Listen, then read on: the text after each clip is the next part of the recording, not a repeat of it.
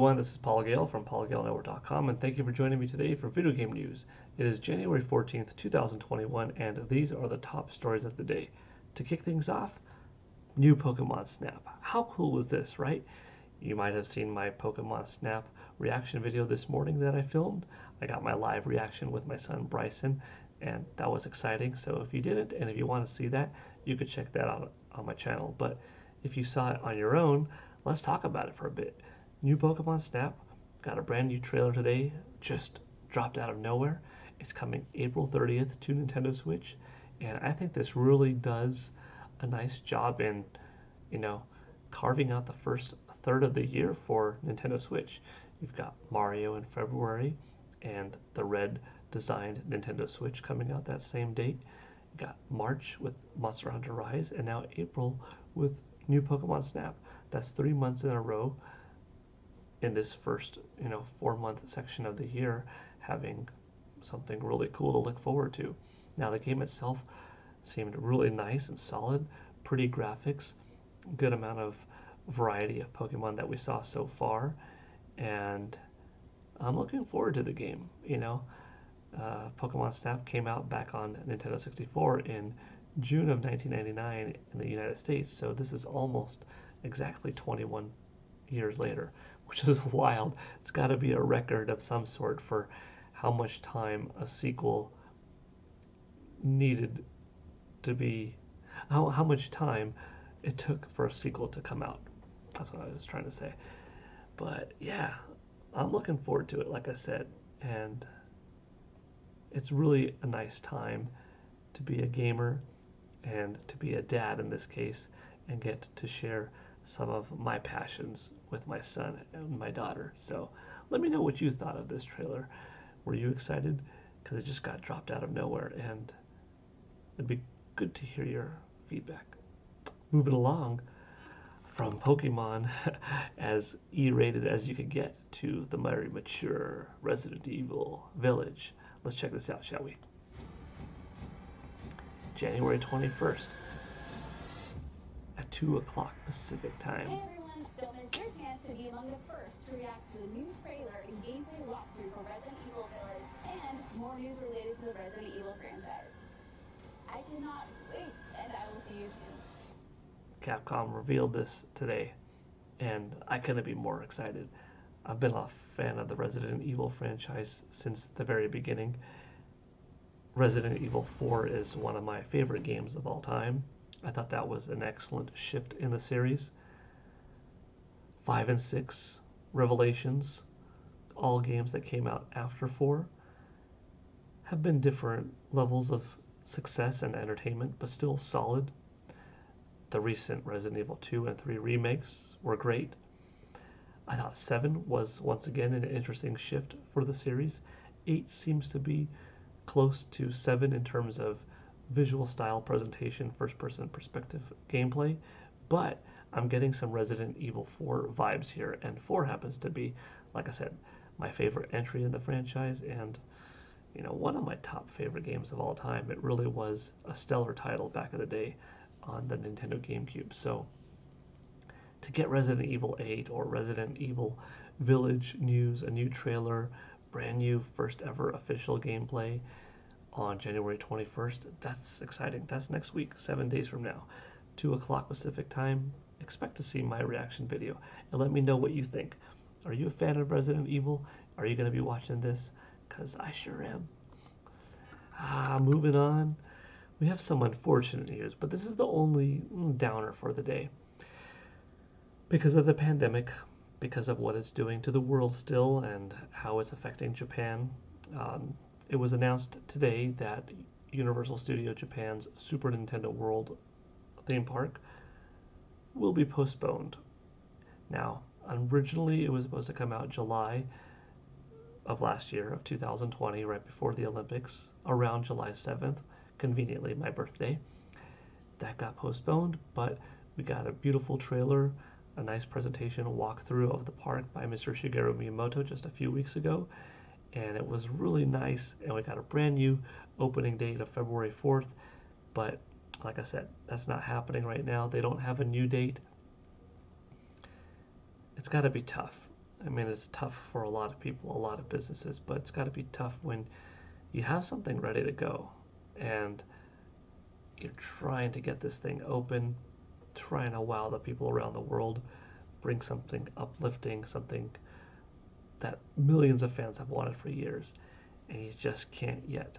I mean, you can, but with how the world is right now and safety regulations and people getting sick left and right, yeah, I can understand why, and it's definitely wise to have a delay, but I wonder when will it eventually open, you know? I was originally planning on going, by the way, as I mentioned before, if you're a regular user, regular viewer, I should say. I was planning on going to the opening in July, but that was my thoughts as of like November, December of 2019. Once we got into March, April of 2020, I thought, I don't know how likely that's going to be. And of course, eventually it got delayed. So, uh, will I eventually go? Yes. Obviously not in February though, but let me know what you think. When do you think will be a good time to open it? Once the vaccine for COVID has been out for a good amount of time, and when will that be? I don't know. But I'll keep you updated as always when more news breaks out. Perhaps we will get a summer release in July after all, and it will be 1 year to the date later. Um, or maybe that'll be too early. Maybe we're looking at fall. Hard to say. Moving on though, it is Thursday, which means that we have our Famitsu Sales charts to talk about.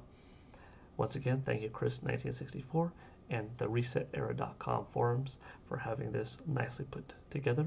You can get the top 10 from anywhere, but I enjoy being a part of this community and giving proper credit to how the charts are laid out and discussing with fellow gamers of similar minds how we like our sales talk. So let me bring you the following information now.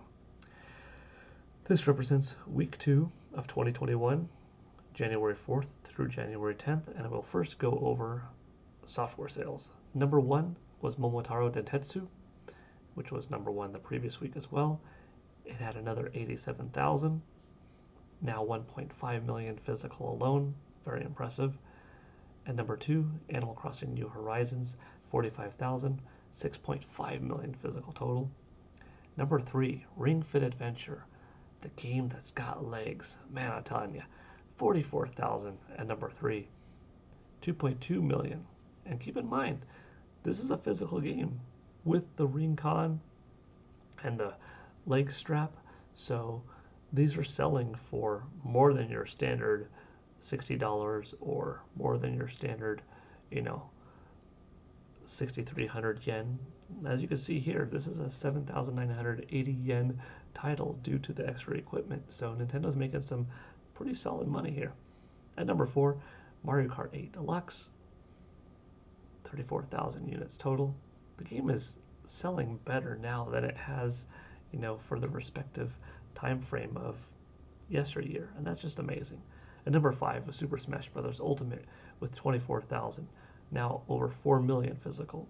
Number 6, Clubhouse Games 51, Worldwide Classics at 21,000, well past half a million now, getting close to 600,000. Number 7, Minecraft at 19,933. At number 8, Pikmin 3 Deluxe at 14,000. I'm proud of it for passing that half a million mark physically.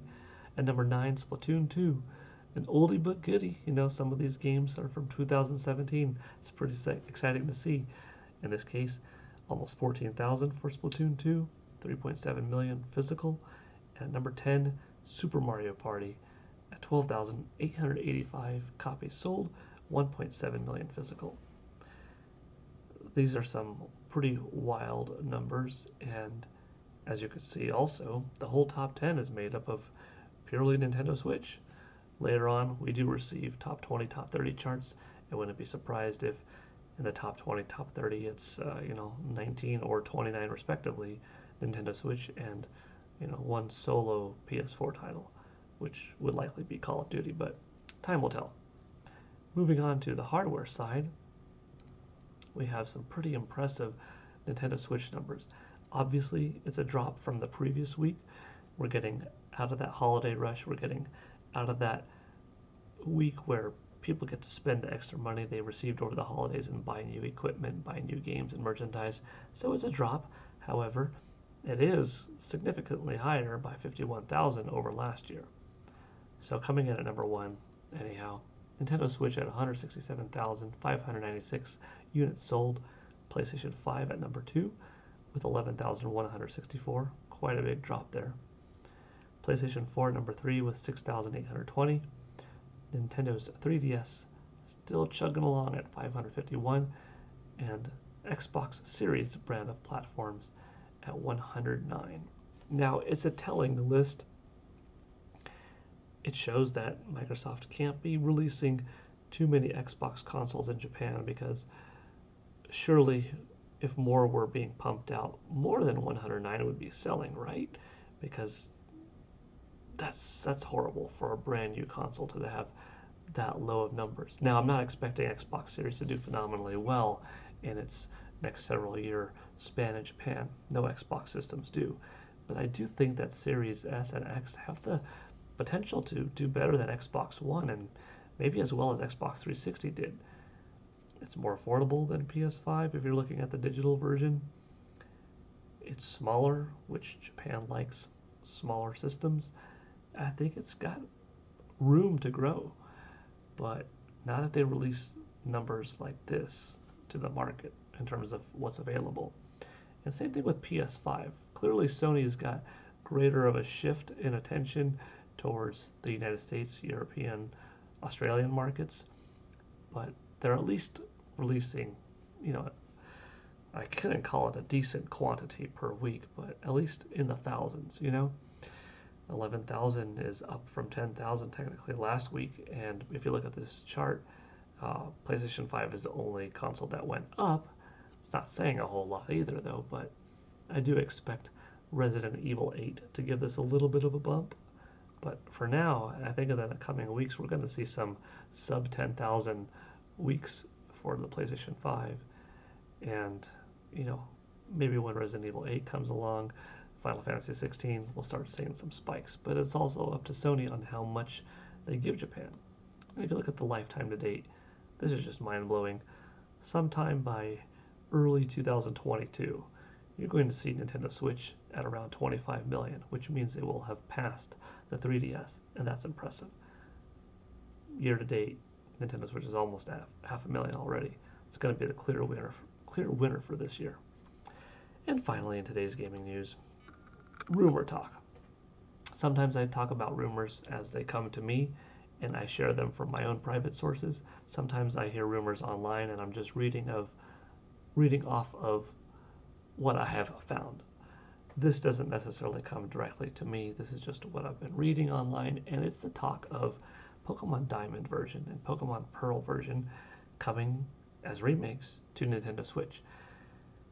I can't vouch for this validity, but I'm excited for the potential. It does make sense. They would be next in line, you could say, to have remakes.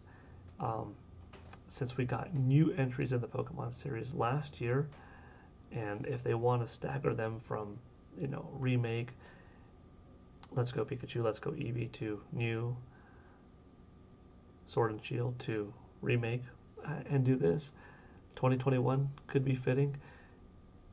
If they stagger it just right, you'd have new Pokemon Snap in April, and then maybe 5 months later or something like that, release a September title in Pokemon. Although at that point, I would say probably hit the holidays hard and make it a December or November release. But if this comes out, that would be very nice.